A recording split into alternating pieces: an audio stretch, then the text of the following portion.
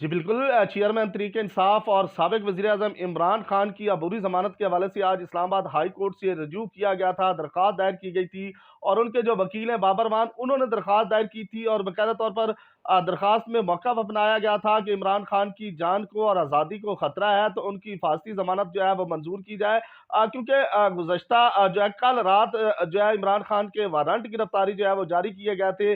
جج زیبا چودھری کی دھمکی کے حوالے سے، تو اس حوالے سے گرفتاری کا خدشہ تھا۔ تو آج بابر مان جو ہے وہ پہنچے تھے اسلام آباد ہائی کورٹ اور آج چھٹی کا دن تھا، اتوار کا دن تھا اور اتوار والے دن بھی جو ہے باقاعدہ طور پر عدالت کھلی ہے اور اسلام آباد کے رجسٹرار آفس میں باقاعدہ طور دائری ریکارڈ کے جو افسران اور عملہ ہے وہ موجود تھا اور اس کے بعد پھر اسد خان جو ڈپٹی رجسٹرار ہیں وہ پہنچے تھے اسلام آباد ہائی کورٹ اور ان کے ساتھ ساتھ پھر عدالت کا عملہ پہنچے تھا اور جسٹس محسن اختر کیانی آج چھٹی والے دن بھی عدالت پہنچے تھے اور پھر عمران خان کی جو درخواست تھی اس پر سماعت کی گئی اور عمران خان کی حفاظتی ضمانت جو ہے وہ منظور کی گئی اور عدالت کی طرف سے کہا گیا کہ 10,000 مچلقوں کی عوض جو ہے عمران خان کی ضمانت منظور کی جاتی ہے اور باقاعدہ طور پر ان کو کہا گیا کہ 7 اکتوبر تک آپ کی حفاظتی ضمانت منظور کی گئی ہے، 7 اکتوبر تک آپ ٹرائل کورٹ میں جو ہے وہ پیش ہوں۔ تو عمران خان کے حوالے سے آج بابر مان جو ہے اسلام آباد ہائی کورٹ پہنچے تھے درخواست لے کر اور پھر درخواست دائر کی گئی تھی۔ عمران خان کی قانونی جو ماہرین کی ٹیم ہے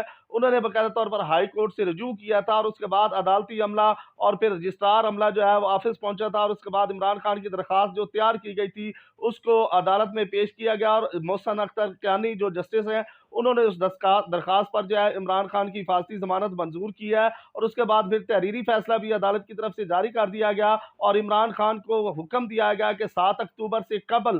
وہ ٹرائل کورٹ میں پیش ہوں، جبکہ 7 اکتوبر تک جو ہے ان کی حفاظتی ضمانت جو ہے وہ منظور کی گئی ہے۔ جی